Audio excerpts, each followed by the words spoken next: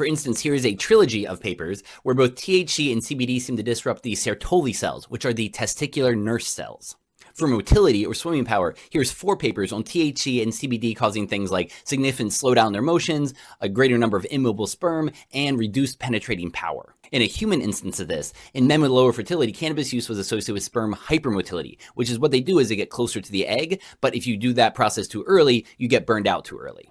You also have reduced sperm quality, sperm levels, and degradation of the regions where sperm is produced. In this mouse model of the male reproductive system, low doses of cannabis were linked to a reduction in sperm count, impairment of the spermatogenic cycle, changes to hormone levels, and reduced weight of the testes, seminal vesicle, and epididymis, which is the tube where the sperm finish maturing. Relatedly, in this adolescent rat model of THC exposure, there was increased seminiferous tubule degeneration, as well as decreased sperm levels and decreased blood testosterone levels. And higher up on the food chain, in these monkeys, chronic exposure to THC caused smaller testicles and less sperm of poorer quality. You also see problems in DNA quality in the sperm itself. For instance, in these monkeys, THC exposure turned off genes related to nervous system development and function. And here is a good review about the epigenetic effect of THC on male reproduction, and that is the turning on and off of genes. Intriguingly, and a bit scary, in male rats exposed to cannabis, their sperm's epigenetic changes could also be detected in the sperm of their male children. So, what the Bible said is true. Now, what about the differences between THC and CBD?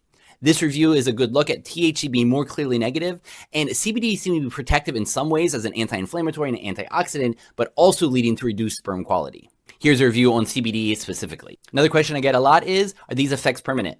And there is some suggestive data that stopping cannabinoids will lead to the fertility coming back, perhaps not all the way, but with the sperm cycle being 2 to 3 months, that's your typical washout period. So what's an overall takeaway?